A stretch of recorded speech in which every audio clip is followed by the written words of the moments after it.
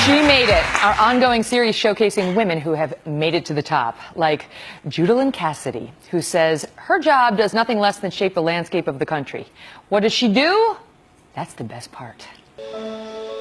Every day I get to solve puzzles, and every day I get to work with my hands and create something that is beneficial to this country. Think the job of a plumber is just about plunging toilets? Think again. The satisfaction that I get when I complete a job and know that this is going to benefit someone, it's amazing. Judalyn Cassidy was raised in the Twin Islands of Trinidad and Tobago, in the Caribbean, where she had other career aspirations. I grew up with my great-grandmother because my mom couldn't take care of me. But growing up, I actually wanted to be a lawyer. When Judalyn's great-grandmother passed away, she says her dreams of attending a pricey law school came to an end. But free education in the trades was available in her home country. I decided like plumbing would be great because I don't have to do too much math, and plumbing has a lot of math. You have to add fractions and subtract because every inch or half inch makes a big difference. Once she received training, Judalyn moved to New York in 1989. 2 years later, she became a mom. When I came here, I was a babysitter, I was a housekeeper. But my neighbor who lived next door to me, he knew that I went to trade school. Thanks to that neighbor's recommendation, she was accepted into an apprentice program with a plumbers union just a few years later. Being on the job site was not without its challenges. I would be the only woman. Sometimes you might be relegated to going for coffee or something like that.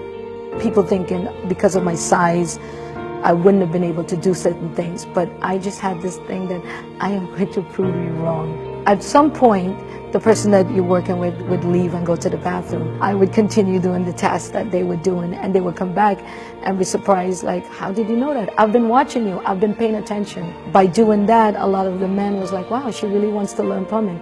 That very enthusiasm has sparked Judalyn to inspire the next generation of plumbers through a nonprofit called Tools and Tiaras. I have monthly classes where I teach women and girls different crafts like plumbing, electrical, and auto mechanic. To see the excitement that they know that they can do this motivates me and fuels me. And I want more people to know what plumbers do, and I want more women to get into the trade because it's not flushing toilets. Ladies and gentlemen, Judalyn Cassidy is here.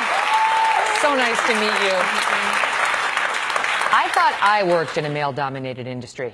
You really work in a male-dominated industry. What has it been like, especially in those early days? How were you treated by the men? Treated badly, to say the least. But within that concept, there was also a lot of superheroes that stood up for me, that noticed that I had initiative and I had the drive to make it. So I had people stood up and say, no, let her work, give her the torch, give her the tools, and I proved them. But I love that you want little girls to know, too, that this is available to them. And boys, like young people need to realize this is an option for young women.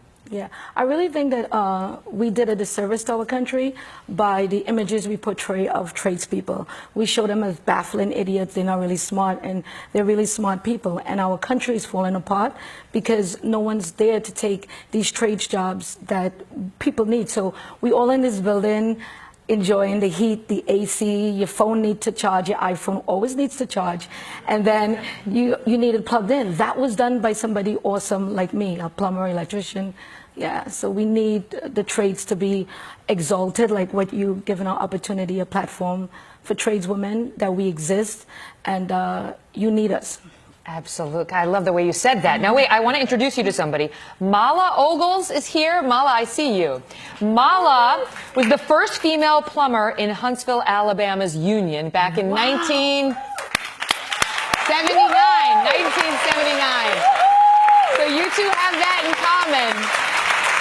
I'm sure you can relate. I'm sure you can relate to some of what she says. Yeah, she is awesome. Way to go. Yes.